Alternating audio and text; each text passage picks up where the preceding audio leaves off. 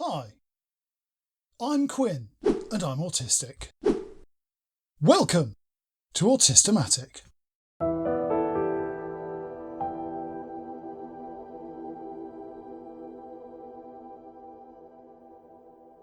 I made a video a while ago called I'm Quinn and I'm not autistic.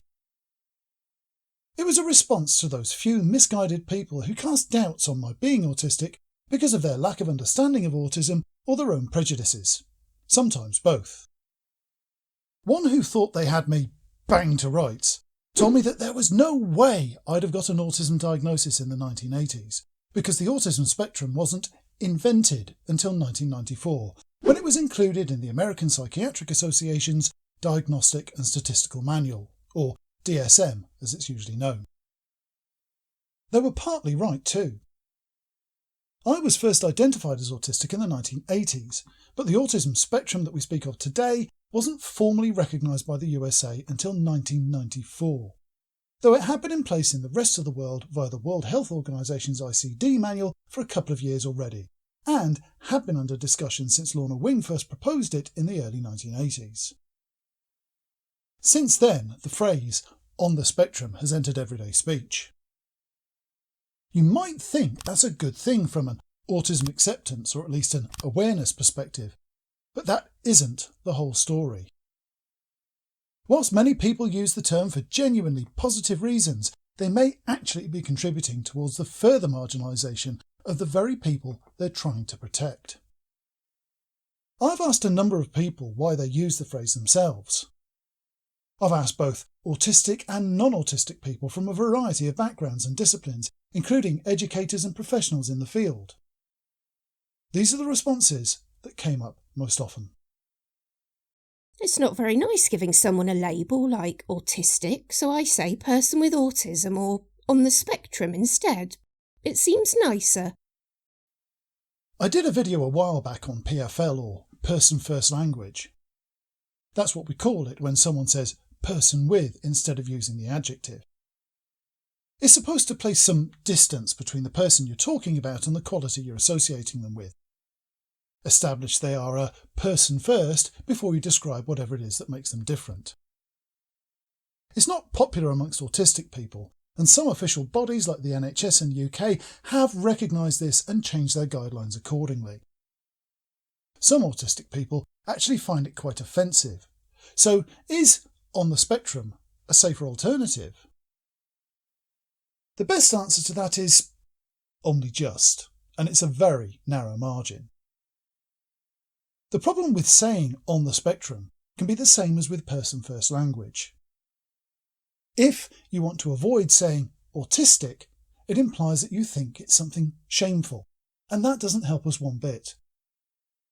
The whole point of advocacy like mine is to move us away from the idea of autism as a collection of deficits, to remove the harmful and unnecessary association with shame.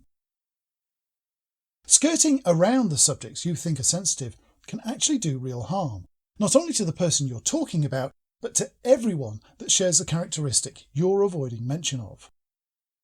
Even if the person concerned doesn't take offence, it serves to reinforce the idea that there's something distasteful or taboo about the subject. Whilst you may describe someone as on the spectrum with the most genuine and kindly intent, there's no denying it's become a euphemism in common parlance. It gets misused to describe people with obsessions, people who aren't very sociable, or those who make questionable decisions. To some people, it's become interchangeable with phrases like one sandwich short of a picnic or not the sharpest tool in the box.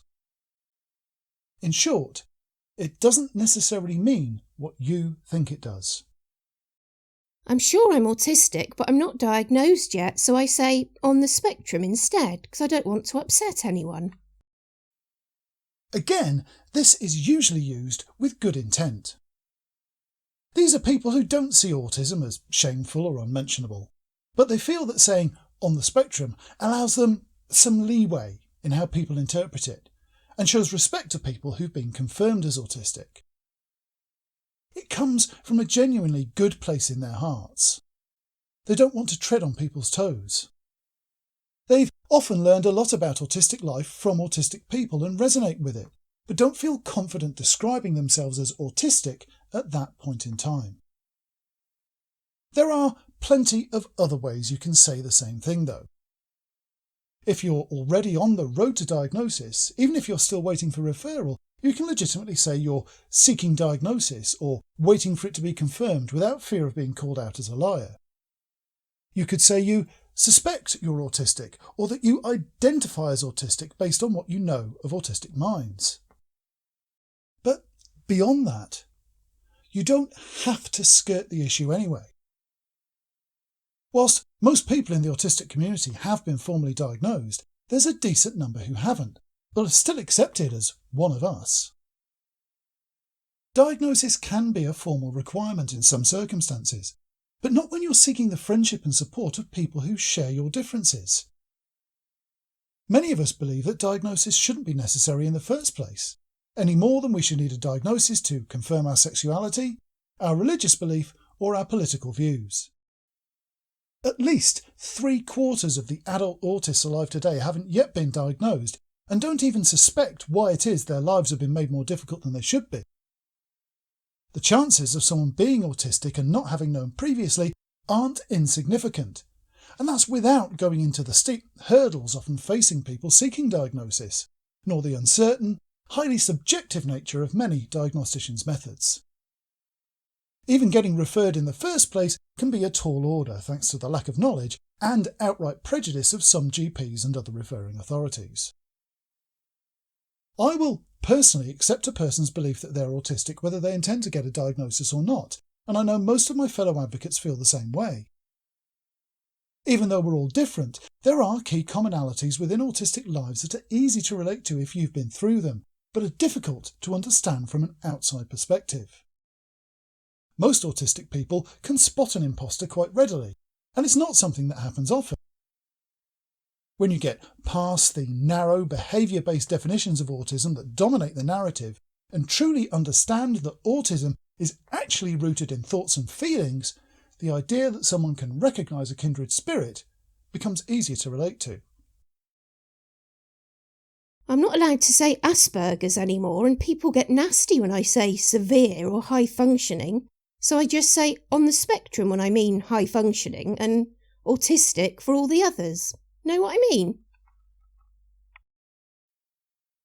The first two examples of how people use the phrase on the spectrum might have been easy enough to understand, but this one is much harder to swallow. I've been told this by professionals, a few parents, and even a couple of autists. In many cases, this is the desperate struggle of deep-rooted prejudice to be heard, even when no one else wants to hear it. As always, when social standards move towards enlightenment and tolerance, the ignorant and bigoted simply invent new codes to hide their personal inadequacy and vent their spite. Those autists who use this code wish to separate themselves from the rest of us. They need the protection and the self-realisation of their diagnosis, but without the baggage that comes with it. Whilst it's understandable that some of us may do so for personal preservation, when they continue to do so once the harm is made clear to them, it shows as a sad indictment of how terrified they are of being associated with the distorted picture of autism prevailing in modern society. If they didn't know the pain of being overlooked, or hadn't suffered at the hands of the ignorant, they wouldn't want to distance themselves in the first place. This doesn't make it right, but it does help us to understand. In 1994, the Spastic Society in the UK changed its name to Scope, because the word spastic had been misappropriated by bullies and bigots and turned it into an insult. Now, playground bullies call their victims scopers instead. The remedial classes for kids with learning or intellectual disabilities became SEND classes, an acronym for Special Educational Needs and Disabilities. And now special is frequently weaponised by bullies and opportunists alike. This is why on the spectrum has become problematic for so many of us. It's already widely misused as an insult or as a categorisation we can apply to people we don't like to imply they're deficient, unbalanced or incompetent. It gets used casually without thought when friends speculate about their dislike of a mutual contact or a colleague. And it turns up in the media, not just in internet clickbait, but in serious journalism too. It doesn't help us that it's most often expressed as a linear scale, with most people under the impression that there are mild and severe forms of autism, which just isn't true. I can't tell you how many people who've reacted to the news that I'm autistic with the phrase, "Yeah, but it's a spectrum in it," or "You're obviously really high functioning though." It's difficult to find the words sometimes when you're talking about autism and autistic life. There's not a great deal of vocabulary available to us. If you want to stay on safe ground, just say autistic or autist and leave it at that. It may get repetitive, but until we have language available to us that isn't steeped in prejudice and tragedy, it's all we've got. All of us, myself included, will make mistakes and use marginalising language occasionally, whether we realise it at the time or not. When we do, I find it best to just hold up my hands and say, "Sorry, I'll do better." None of us are perfect. None of us is immune to error. But then, they do say, to err is human. Thank you for watching. This channel needs your likes, your shares, and your subscriptions to grow and reach more people. Clicking that thumbs up button and subscribing for future videos makes far more difference than most people realise. You can also make a huge difference by helping with the cost of future content as a patron on Patreon, or treat yourself to some exclusively designed Autistic merch on our TeePublic shop. Links to both are in the description.